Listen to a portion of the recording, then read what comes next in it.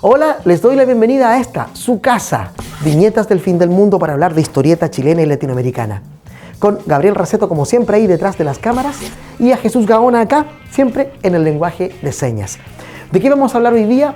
De la mítica editorial Quimantú, de la Unidad Popular de Salvador Allende, que se propuso llegar a todo el mundo con libros de bajo costo y de todos los temas posibles, no solo de política, sino que también de historieta, de literatura en general. Y por eso hablaremos del libro recientemente publicado por Grafito Ediciones, Quimantú, Prácticas, Política y Memoria, de las investigadoras Isabel Molina, Marisol Facuse e Isabel Yáñez. Hoy hablaremos con Isabel Molina, una de las investigadoras y editora de este volumen, en que disectaremos las prácticas, las formas de encarar la edición y todas aquellas anécdotas interesantes que rodean el fascinante mundo de esta mítica editorial chilena de los años 70. Quimantú, aquí en Viñetas del Fin del Mundo. Y tenemos hoy día con nosotros a María Isabel Molina. ¿Cómo estás? Muy bien, gracias por la invitación. Gracias. Quimantú, Prácticas, Política y Memoria. Oye, Isabel, ¿por qué decidiste con este equipo de mujeres investigadoras embarcarte en este proyecto de investigación de Quimantú? ¿Por qué? ¿Qué te pasa a ti con Quimantú que dices que hay que hacer un libro con esto? Me pasa que siempre he considerado que es una editorial que es muy importante en términos históricos, que todavía tiene un legado que hay que investigar, y no existía una investigación en un formato de libro. Existían artículos en la web, existen algunas tesis, pero no había como un documento como un poco más accesible que pudiera consultarse para debatir y todavía continuar como explorando esta hazaña prácticamente que fue Quimantú. Sí, ¿y por qué hay poca información? ¿Será por el tema del golpe de Estado que interrumpe esto y se perdieron libros? ¿Por qué hay poca información de Quimantú? Yo creo que es una serie de cosas. Primero, y lo más importante, está este quiebre que se hace con respecto a la memoria, como en términos sociales, de conocer parte de ese legado cultural que nos dejó el gobierno de la UP. De hecho, estamos en un edificio que fue parte de eso, el GAM. Estamos en el GAM, ¿no? Claro, Gabriela Mistral, Centro Cultural. Exactamente, que durante años se desconoció la historia. Este edificio se hizo también en un trabajo conjunto en que obreros, arquitectos, constructores ganaban lo mismo. Entonces, hay cosas que no sabemos todavía, o que deliberadamente no sabemos, sí, porque parte de lo que hizo la dictadura fue borrar esa memoria. Y también porque los mismos actores de Quimantú, por distintos motivos, tienen a veces opiniones encontradas, y de hecho el trabajo de Isabel Yáñez, el artículo que se encuentra en el libro, explora en esos aspectos de la memoria que son contradictorios, porque a veces podemos acceder o queremos acceder a ciertos recuerdos y otras veces preferimos dejarlos un poco de lado.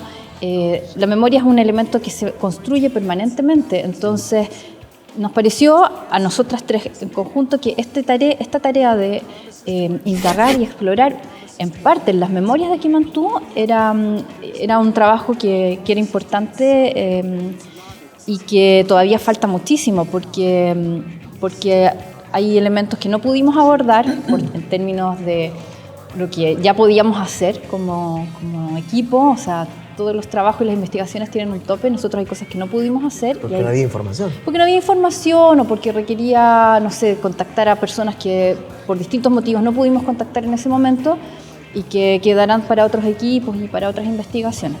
Dijiste algo que me resonó fuertemente, que yo lo he visto en esta generación, ¿no es cierto? Esta generación que está orgullosa, por un lado, de lo que hizo en la década del 70, pero también otra que está muy dañada y que no quiere ni recordar. Totalmente. Es terrible eso también, ¿eh? Sí. Sentir eso, a veces, sí, mira, pero yo no quiero hablar más de este tema, y no te dan entrevistas a veces. Exactamente. Yo entiendo, ¿ah? Sí. Entiendo ese dolor, esa tristeza a veces. Sí, sí.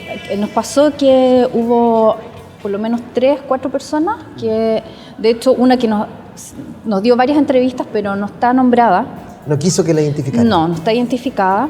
Después hay otra persona que hubiese sido yo creo que hubiese sido una gran ayuda, pero que tampoco ya no podía abordar esto porque para ella era muy, muy triste. Sí, no pueden hablar del tema. Entonces, ahí, claro, lamentablemente hay información que se pierde. Lo otro que pasaba es que Quimantú para mi gusto es una editorial con varias editoriales grandes, es como un grupo editorial. Exacto. Porque hay revistas, habían publicaciones, habían equipos que no compartían entre sí. Lamentablemente además una de las cabezas, que era Joaquín Gutiérrez, falleció. Entonces quizás algunas personas que tenían una visión más global ya no están, digamos, no podían dar entrevistas porque son personas de mucha edad. Entonces no habían habían pocas personas que tenían una visión global. Sí. Y entonces algunas que entrevistamos no sabían exactamente. Exacto, o tenían información de segunda mano que era contradictoria con las personas que nos habían dado. O de oídas, o también recuerda que la memoria, como tú dijiste hace un rato, es frágil. Yo mismo, si hubiera trabajado en ese periodo y me preguntaras hoy día, yo la mayoría de las cosas ni recordaría. Claro. Ni cuánto pagaban, ni cuánto calcularía. Y a veces uno da cifras y pueden ser equívocas, ¿no? Sí. Entonces, por eso es un poco... o sea, es como una investigación que tiene también sus lados un poco flacos, en el sentido, bemoles, claro, porque... Y uno entiende por qué. Claro. Porque no hay libros anteriores para poder sumar investigación o corregir algún dato anterior, no hay. Claro. Quizás este es el primer libro que yo veo serio, como tú decías, hay investigaciones en internet, tesis y qué sé yo, PDFs. Sí, hay mucha información que está como... o testimonial, ¿no? Como el de la fallecida Hilda López. También es un libro que, exactamente, es un libro que habla sobre su memoria. Muy bonito. Sí. Y hay varios relatos también, pero claro, quizás falta como algo que lo sistematice, un hilo central. Tú escribes acá en el libro, dices: la principal labor de Quimantú fue la de crear y producir colecciones de libros y revistas para conformar un catálogo y variado en cuanto a géneros y formatos, orientado a un público masivo y atendiendo a un contexto social situado entre 1971 y 1973, en el que predominaba la necesidad de democratizar la cultura a través de publicaciones de bajo costo. Y ahí está Quimantú para Todos, Cordillera, Mini Libros, Cuncuna, Pintamonos, Nosotros los Chilenos, etcétera. Hay muchas más, ¿no? Hay muchas más, sí. Oye, una parte del libro, no recuerdo si lo dices tú o otra de las mujeres investigadoras, dice: querían producir libros masivos, ultramasivos, sí, a súper bajo costo. Era una cosa como contradictoria, ¿no? O sea, hoy día hay muchos libros masivos, pero no son tan baratos, digamos. Claro, lo que pasa es que justamente existía el mismo diagnóstico al inicio del proyecto de Quimantú que existe hoy, que los libros son caros, solamente pueden acceder a ellos una parte de la población, tanto por precio, pero también por un capital cultural que no tienen. Es decir, no entran a librerías o no le dan... digamos, no es un elemento de primera importancia por su formación o por distintas cosas.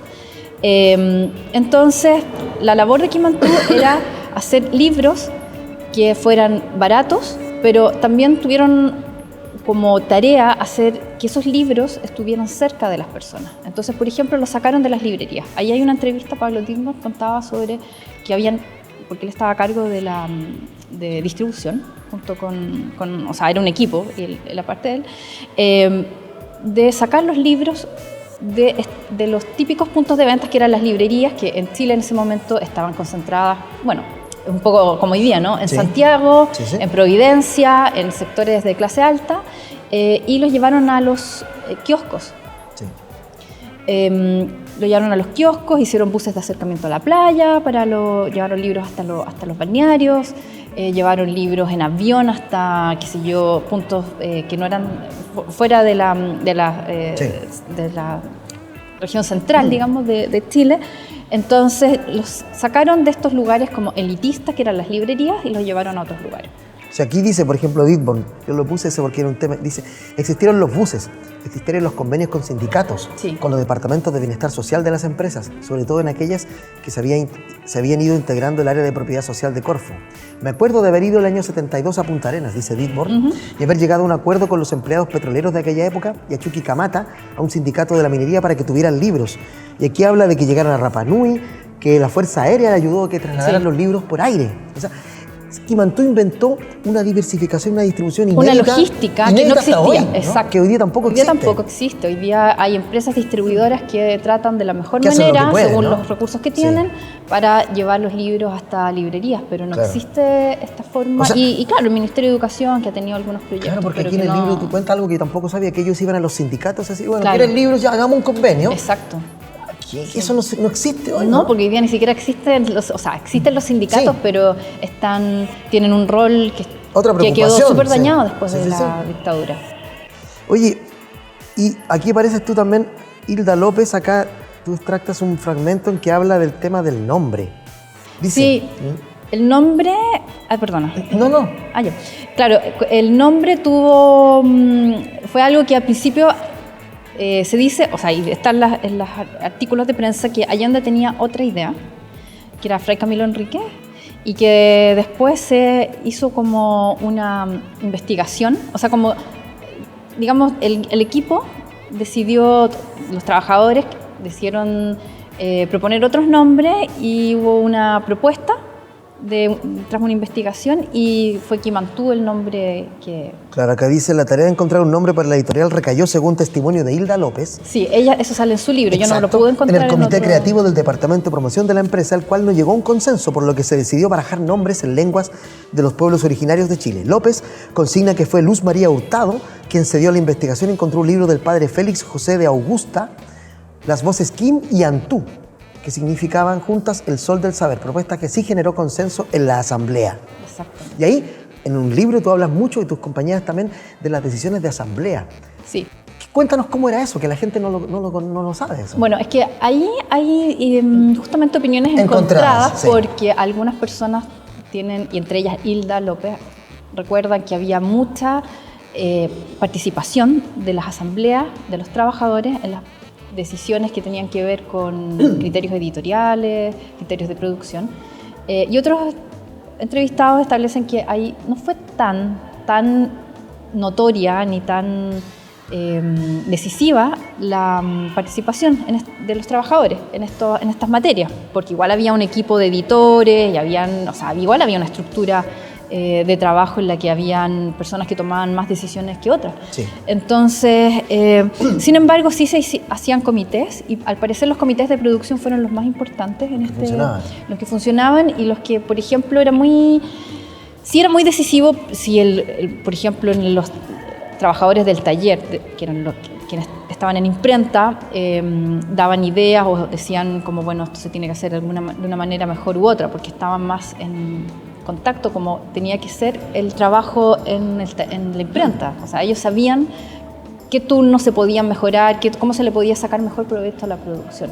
Claro. Entonces, eso al parecer sí funcionaba. Ahora que se decidiera en conjunto todo Quimantú, qué revistas iban a salir o qué tipo de temas iban a abordar, no. O sea, existían las reuniones de pauta de los periodistas y ellos iban, por ejemplo, para las revistas, qué sé yo, para Paloma, que yo entrevisté a una periodista, ellos iban decidiendo ahí qué temas abordar. Por ejemplo, acá tú pones Hernán Vidal, diseñador e historietista, Hervi, ¿no? Hervi. Conocido como Hervi, que trabajó en La Firme y Paloma, entre otras publicaciones del sello, cuenta que, comillas, los comités de producción de cada una de las divisiones se juntaban en un comité ampliado, discutían las cosas y cada uno presentaba los proyectos que tenía en ese momento o los que se estaban realizando y se hacían críticas, dice él, en una entrevista que tú le realizaste a él y a Vivanco, Alberto Vivanco. Sí. Lo que pasa es que, bueno, esos son los elementos que entran como en discusión, ¿no? Porque algunas, claro, uno podría creer que sí hubo como... se podían comentar, pero hasta qué punto se decidía el día a día de las producciones editoriales, eso no pude llegar a establecerlo así en forma súper exacta y súper férrea, pero hay algo ahí, hay pero datos, sí, ¿sabes? o sea, se sabe que habían proyectos de revistas que no resultaron, porque se sometieron como a la discusión o a la revisión de distintos estamentos y como que no, por ejemplo, Arturo Navarro nos contaba de una revista que se iba a llamar Juan, que era como para obreros, y que no resultó porque, o sea, era el nombre como de la primera maqueta, pero que no resultó porque tenían la idea de hacerla como con letra como caligrafía y les dijeron como no, o sea, esto no tiene sentido, no tiene por dónde y nunca más no salió, no prosperó. Entonces, pero eso fue porque hubo una idea de un equipo de producción, sí.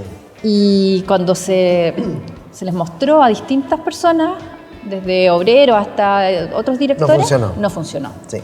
Oye, el primer libro que saca Quimantú es uno de Nicómedes Guzmán, La sangre y la esperanza. Sí. Yo traje aquí de mi colección personal, son los libros que conservo de esa época, ¿no? Aquí tenemos Pancho Villa de Quimantú, ¿no? El papel, un papel barato. Barato, claro, es que accesible. Usaban los medios que tenían, que eran pocos y que además llegaba un momento, por ejemplo, las maquinarias del taller se empiezan a echar a perder y los mismos obreros, eso está súper documentado, sí. Empezaron a crear soluciones con lo que tenían a mano. Me llamó la atención eso, que ustedes ponen que ellos mismos faltaban piezas y las fabricaban ellos. Sí. Y parece que los obreros estaban jugándosela toda porque es gracias a ellos que la empresa se mantiene, porque era una imprenta que no paraba nunca. No paraba, tenía turnos día y noche. Y cuentan ahí los turnos, es fascinante esa parte. Sí, es que era un gigante. Hay que recordar que Quimantú es lo que fue Zig-Zag, que al quebrar sí. Es comprada por el Estado. Los activos de Zig-Zag son comprados por la Unidad Popular. Exactamente, entonces era gigantesco, era un taller enorme que tenían que sacarle provecho y además sí. Eso era la manera de ir sacando, o sea, estas publicaciones se vendían. Entonces también era la forma que tenía esta editorial que era del Estado, pero que tenía que subsistir mediante sus propios medios, sus propias ventas, tenían que ir tratando de salir adelante financieramente. Entonces era un sí. Desafío gigantesco. Estaba buscando el texto que justamente habla de eso, no lo encontré. Bueno, ahí afortunadamente aún está, todavía está, ¿quién fue el gerente general de Quimantú? Que fue una fuente, pero muy importante para nosotros, Sergio Maurín. Maurín, sí. Oye, mira, Máximo Gorki, Lavretsky, ¿no? Acá tenemos Mark Twain. Yo conocí a Mark Twain leyendo este libro, que era muy gracioso, ¿no? El cuento, El robo del elefante blanco. Bueno, Gutiérrez decía que justamente que habían colecciones que estaban hechas para acercar la primera clásicos, lectura. Claro, sí. Clásicos a personas que no tenían sí. Un bagaje cultural y que era... Mira tú, Selma Lagerlöf, El carretero de la muerte, una gran escritora. Y aquí está esta colección maravillosa también. Yo traje algunos solamente de minilibros Quimantú, ¿no? Sí. Mira, de Gaspar Ruiz, en que aparece Chile en ese cuento. Mira, Alfonso Alcalde, Las graciosas aventuras del Salusto y el Trubico, que yo cuando lo leí, o el Trúbico, que yo lo leí cuando niño y me desternillé de la risa, era genial. Sí, uno de mis favoritos, La risa roja del Esta colección es quizás la más emblemática. Mucha gente ¿no? que todavía se encuentran, lo dicen ustedes en el libro, sí. En las persas. Sí. Esto todo, han envejecido muy bien, tienen un diseño muy lindo. Los fans de ciencia ficción agradecen esta 30 días tenía septiembre con... Aquí yo primera vez leía a Asimov, leía a Bradbury, ¿no? Gente que efectivamente cumplió ese objetivo. Los que leímos minilibros Quimantú nos iniciamos en la lectura. Sí, y muchos quedaron estos libros son atesorados por muchas. Y todavía se encuentran y se pueden comprar. Sí, están en las librerías de viejo. Porque además, vean ustedes ahí, obsequio. ¿no? Sí, claro, porque habían libros y eso tiene que ver con que los trabajadores recibían libros algunas veces más baratos, otras veces como regalo. Sí. Entonces, bueno, yo debo confesar acá que mis tíos trabajaron en Quimantú, mi padre también, en Zig-Zag también, y yo recibía estos libros en mi casa, un muchacho pobre, de una población muy pobre del sur de Santiago, y llegaban todos estos libros y estas historietas que yo todavía... Son las mismas que yo tenía de pequeño, ¿no? Aquí todavía tenemos la historieta. Ustedes ponen también, por ejemplo, esta publicidad. En el libro aparecen. Elegimos algunas publicidades porque nos parecía que eran muy... se les puede hacer varias lecturas interesantes. Por ejemplo, esta la seleccionamos porque aquí hay una pareja besándose y dice todo el amor y la pasión, todo el misterio y la aventura. Y apela como algo muy emocional y siempre se ha creído que Quimantú era como, persistía un cierto mito que Quimantú era como una editorial para... Socialista, entonces dura, seria. Exactamente, como para, ¿cómo se llama? Como una especie de panfleto dedicado solo a la política, pero no, acá está hablando de la lectura como una aventura. Entonces, sí, yo recuerdo esta publicidad de niño y decía, me llamaba mucho la atención. Además que este libro... Cuando yo era niño, voy a buscar, y no existe este libro, no existe, ¿no? No existe. Es solo para la publicidad. Sí, ¿no? Ese fue... Entonces, y aquí tenemos un ejemplo de la historieta, ¿no? Aquí tenemos Vietnam. Claro, es que se abordaban temas O sea, que también tenían que ver con lo que estaba aconteciendo en el mundo. Eso era algo importante para los lineamientos editoriales de Kimantú, y por eso, por ejemplo, Cabros Chicos es una revista que quería mostrarle a los niños elementos de la realidad, no tanta fantasía, pero eso también queda en entredicho. Cuando uno empieza como a analizar la revista, ¿hay fantasía? Por supuesto que aparece. Tenía un suplemento para padres que no sé si está ahí. No, parece que no lo trae, pero los primeros números traían suplementos para padres porque la idea era contarle a los papás temas importantes para ellos, para la crianza, por ejemplo, desde que había que hervir el agua. Sí. Cosas que hoy día son temas que ya no abordamos, pero no sé, cómo mezclar las comidas para que fueran nutritivas. Sí. Recordemos que había desnutrición altísima en Chile. Y por eso Allende crea el medio litro de leche como política pública para todos los niños. Y recordemos también, ustedes lo dicen en el libro, el nivel de analfabetismo en Chile era altísimo también. También, claro. Entonces estas revistas, estos libros, lo que buscaban era que la gente aprendiera. Por eso, a leer, claro, Hervi y en el equipo que había sido de la Chiva, después hace La Firme. Claro, aquí hay un ejemplar de ese equipo que hacen un especial que se llama Super Cabro, que por el aspecto que tiene, yo me imagino que se regalaba, no se vende. Sí, habían muchos que se regalaban y que tenían como fin enseñarle a la población en forma masiva, a través de la historieta, temas políticos que eran... En este caso, ¿cómo funcionaban las JAP? Exacto, ¿no? Que eran... Sí, que también estaba, por ejemplo, la nacionalización del cobre, porque era importante para Chile recuperar la producción del cobre desde la extracción. Sí, esto ya se está deteriorando, era un papel más barato que el habitual, y tengo la concesión de que se regalaba, y aquí explican cómo funcionan estas juntas, ¿no es cierto?, las JAP, con este muchacho super cabro que toma un poco de leche y se convierte, pero fíjate, un superhéroe de un niño pobre, ¿no? Este es el equipo de la... Sí, yo creo que eso también es importante porque se retrata a personas que no estaban, a clases sociales que no aparecían antes. Que estaban necesariamente, o que ¿no? aparecían como en otros roles, pero acá tuvieron... Sí. Ahí vemos, por ejemplo, que el niño más pobre es el superhéroe, en el fondo. Sí. Ustedes dan cifras acá que a mí me sorprendieron también, ¿no? De la cantidad de ediciones que se hacían, y que cuando uno llegaba a los 25.000 ejemplares, bajo esa cifra ya era considerado... En el caso de Cabros Chicos, una revista que no vendía mucho. O sea, en el caso de Cabros Chicos había una línea, porque, a ver, no es que hacían las revistas como fuera lugar, o sea, había Sergio Morán contaba que él tenía como misión hacer que la editorial pudiera subsistir, y para eso las cifras tenían que dar.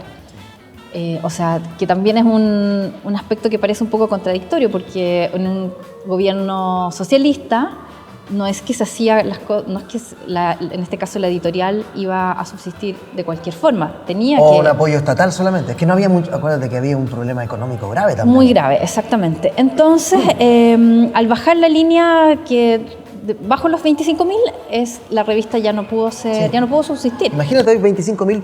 Cualquier editorial estaría feliz vendiendo de todos sus libros 25.000 ejemplares, que es una cifra enorme hoy día. Mira, aquí tú dice, justamente lo que me estás contando, dice, sobre la realización de estos focus group que aludes tú, no se encontró más información, ¿no? Hablas de unos focus group. Sí. Por su parte, el escritor Saúl Shkolnik mencionó que el equipo trabajó en forma independiente sin mayores presiones, salvo cuando se le exigió comenzar a vender una cantidad de ejemplares para seguir siendo sustentable.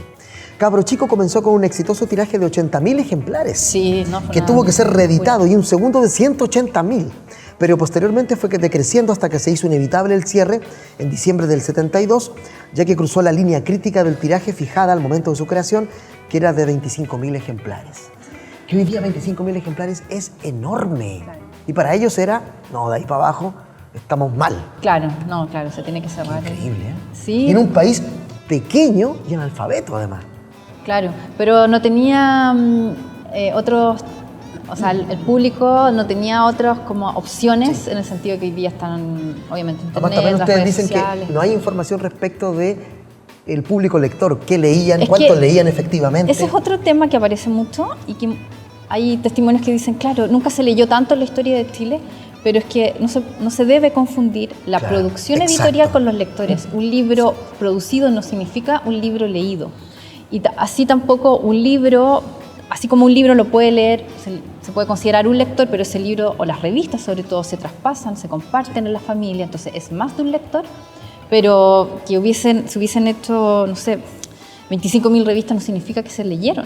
Ahora, Entonces, yo recuerdo siendo niño yendo a casas de amigos míos, vecinos también del barrio donde yo vivía, y en todas las casas había en las mesas revistas y libros, y yo vi gente, y ustedes lo ponen acá, testimonios de gente diciendo, veíamos obreros en la micro leyendo nuestros eso libros. apareció Eso yo lo vi mucho, mucho. y eso Sí. algo da, hoy no veo eso. No, exacto, te da da una percepción, pero no hay Exacto. estudios Sí, que puedan sí. realmente cuantificar con una metodología seria cuánto y cómo se leían de estos libros. También Vamos a se dice saberlo. que estos libros, que claro, que los libros llegaban a las casas, pero no se sabe Ah. si se leían o no. Ahora, igual yo Sí. creo que los libros pudieran estar en la casa, Ya era un éxito. es un éxito porque estando ahí, alguien puede tomar ese libro.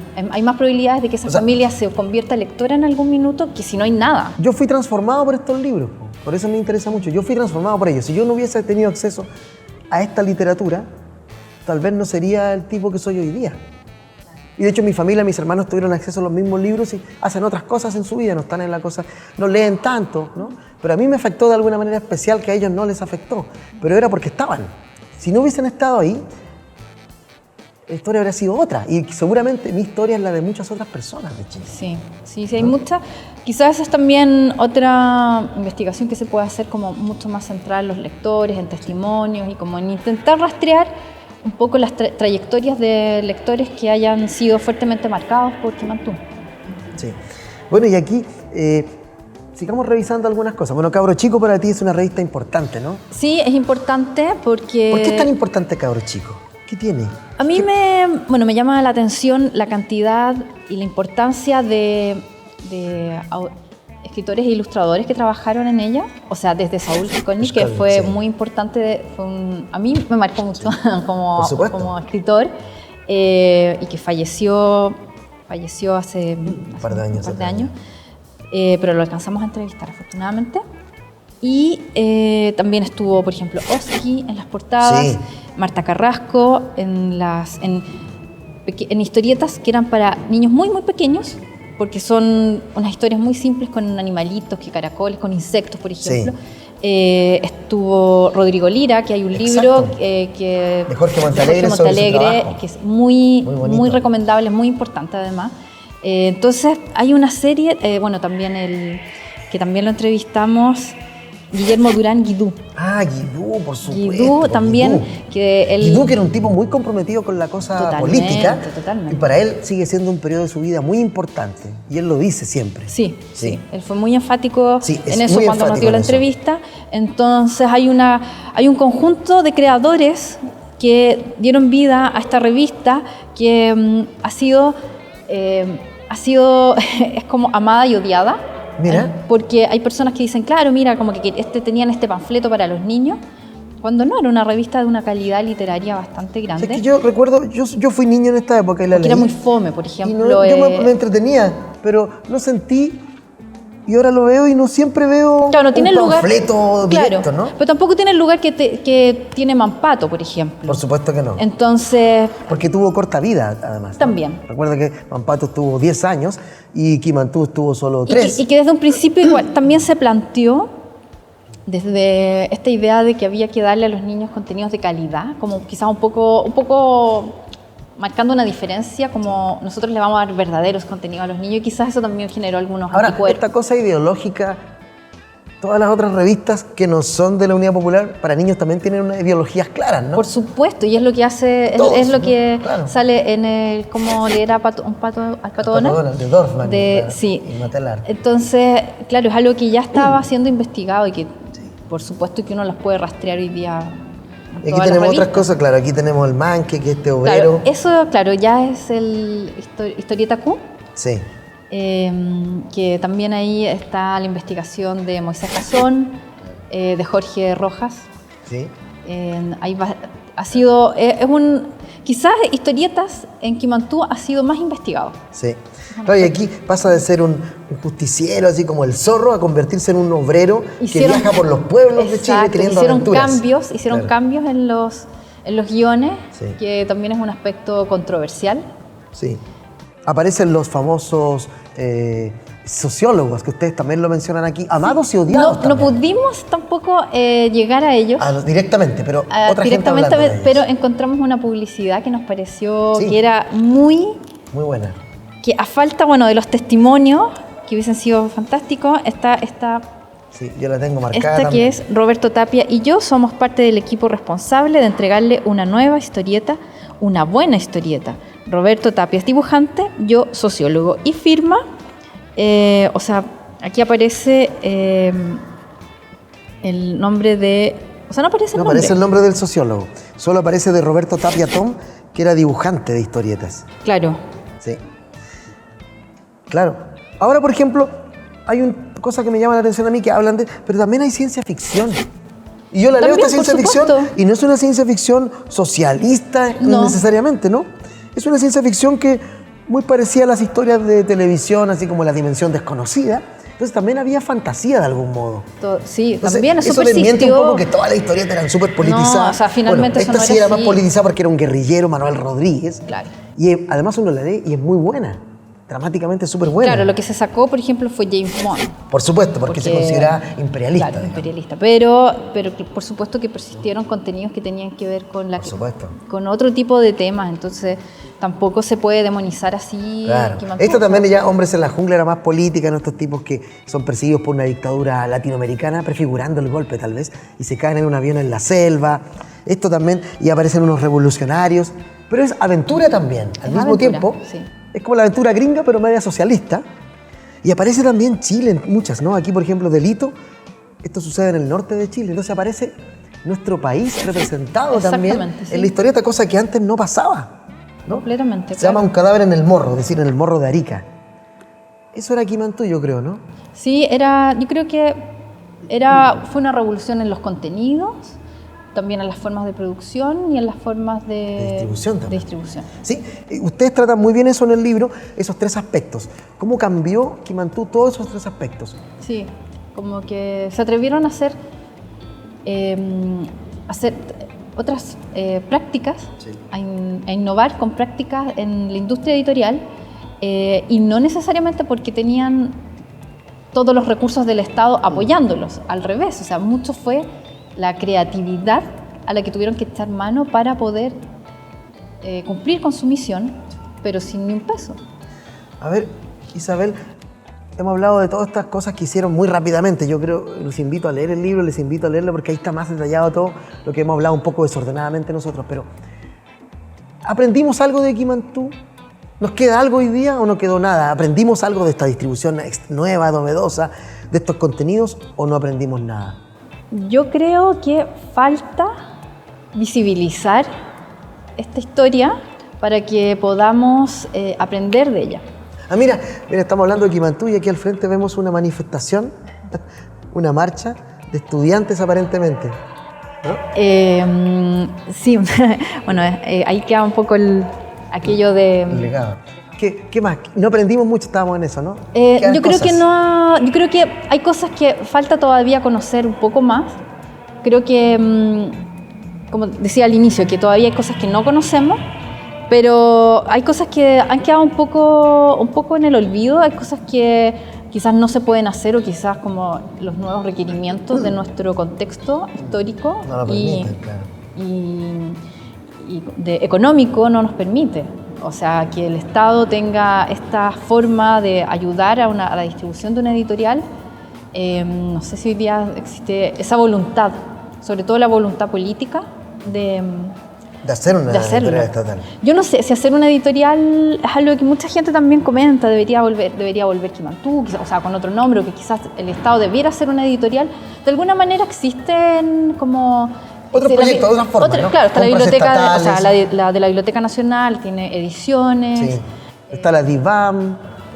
digamos, ahora es Ex, parte digamos, del el Ministerio de la Cultura. Pero el Ministerio de la Cultura también tiene distintas publicaciones algunas se reparten, otras se descargan. Hay fondos estatales, hay otras Por formas de supuesto, hay acceder. otras formas en que el Estado sí, no es que interviene, porque como que quedó un miedo espantoso esa palabra, la intervención estatal, quedó como marcado como lo peor lo que le podría pasar a la industria de editorial, y no es así, no es así. Yo creo que a través de los testimonios de Kimantú vemos que no es así, o sea, no es que esto no se convirtieron en panfletos, sino que al revés, mucha gente lo recuerda como, justamente decías tú, como su primera aproximación a la literatura universal. Claro. O sea, está claro que, no sé, pues esta historia de Pancho Villa buscaba una militancia probablemente, pero la Selma Lagerlöf no. Total, sí, una escritura universal, sí, de fantasía decir. para jóvenes y niños, Claro. ¿no? Y niñas. Exacto.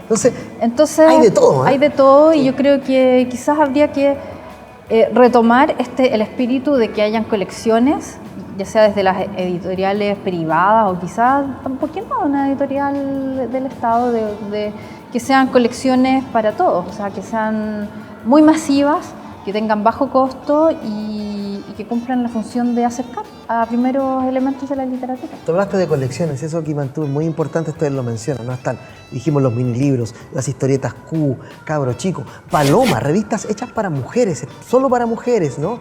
La Quinta Rueda, que era una revista como más intelectual, Sí, colecciones más políticas donde están libros como los de Marx o Engels, yo recuerdo, que estaban en la casa, yo los leí de niño, ¿no? No entendía todo, pero yo devoraba todo eso. Había como una panoplia, un abanico de contenidos. Sí, sí, porque tenían muy claro, quienes trabajaban en Kimantú, que habían personas que no tenían acceso, o sea, no tenían bagaje cultural, quizás como para hacer una editorial súper como intelectual. Entonces que había que hacer libros para distintos grupos, porque en Chile existen distintos grupos de personas que algunos han leído mucho, otros no han leído nada.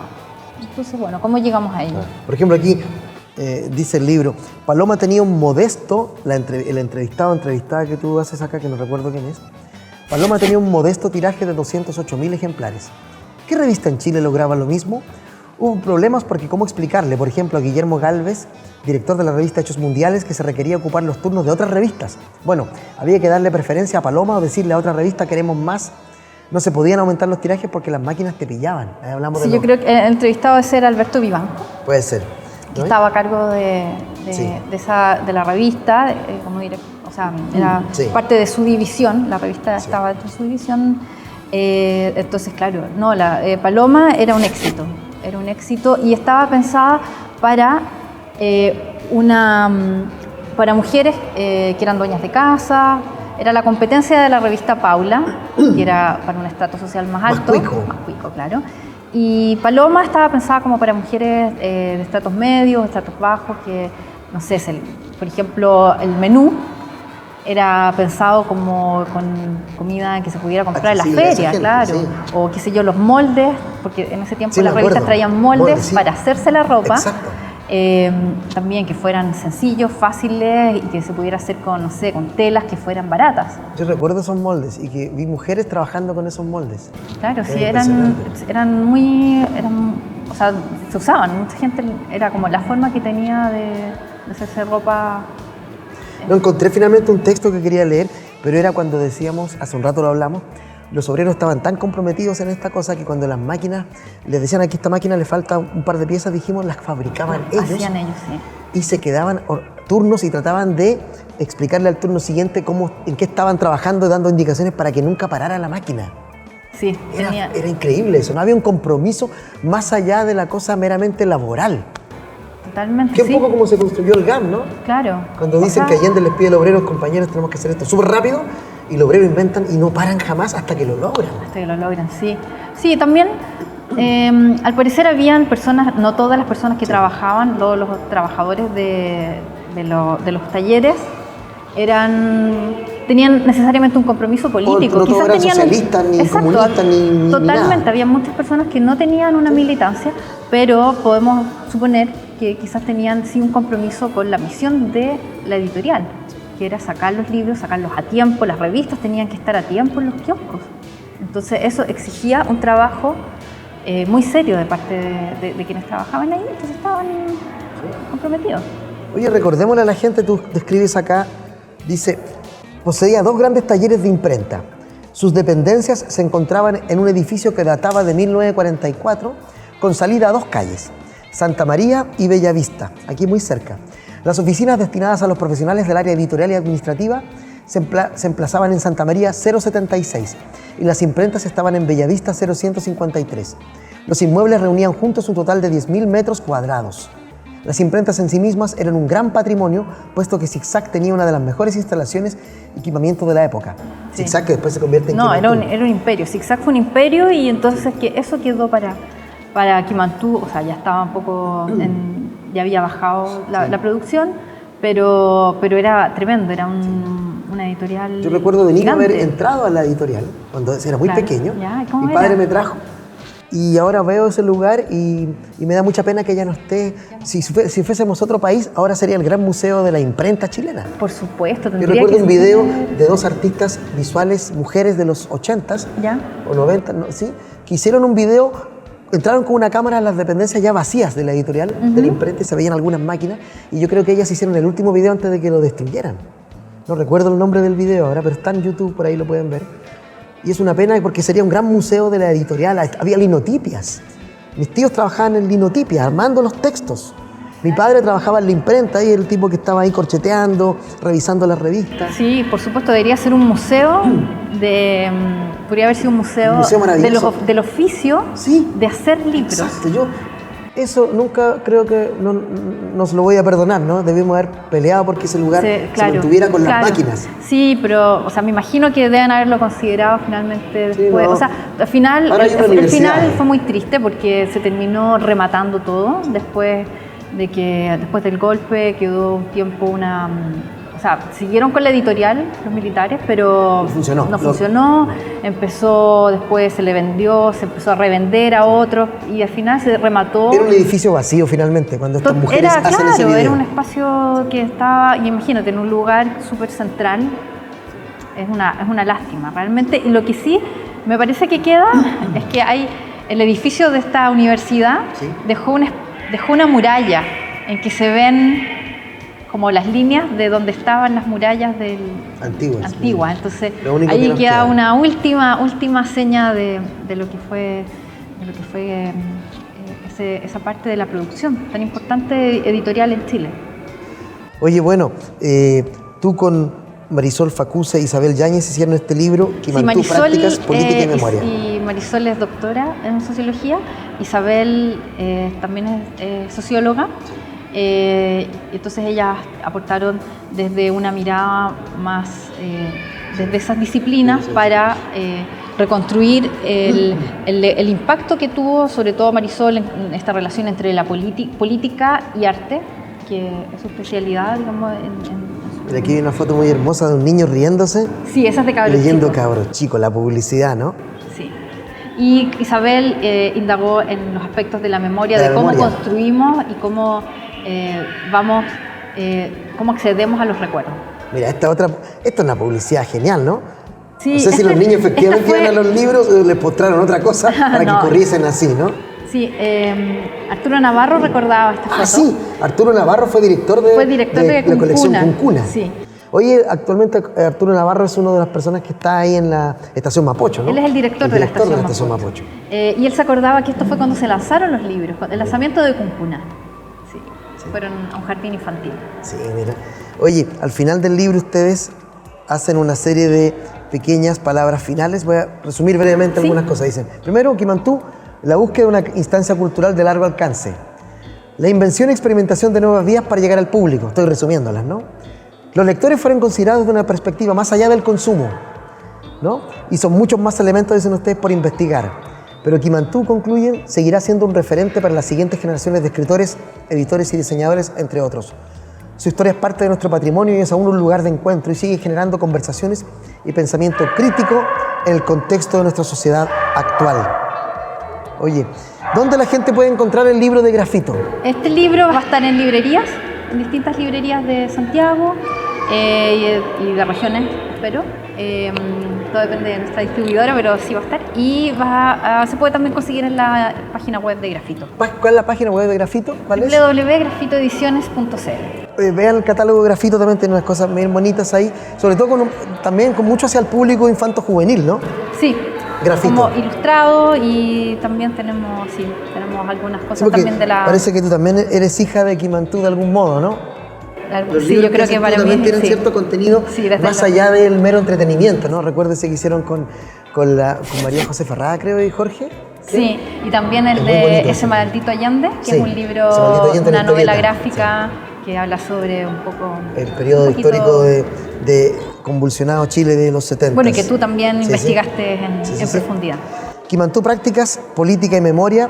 Busquen este libro que viene a saltar una primera cuenta que tenemos con este proyecto inédito en nuestro país. Queda muchísimo por investigar, así que ahí está este es un primer paso y ojalá que muchos diseñadores, investigadores, escritores puedan también continuar conociendo, dando a conocer más de su historia. Sí. Y aquí van a encontrar entrevistas a Jorge Arrate, Pablo Ditmore, Guillermo Durán, Hilda López, Carlos Rojas Mafioletti, Sergio Maurín, Gabriela Mesa, Miguel Morales, Tomás Mulián, Arturo Navarro, Pedro Parra, Luciano Rodrigo, Saúl Skolnik, Sergio San Martín, Claudio Torres, Hernán Vidal y Alberto Vivanco, que ayudaron a ustedes a reconstruir la memoria. Ellos nos ayudaron. Sí. ¿No? Un agradecimiento a ellos también, a ellas. Y ya lo saben, Kimantú, Prácticas, Política y Memoria. Hoy en día hablamos de historieta, pero también abrimos el espectro del programa a un proyecto mayor que no solo era de historietas. Por eso me interesaba que habláramos. Isabel, muchas gracias por estar con nosotros. Muchas gracias, Carlos.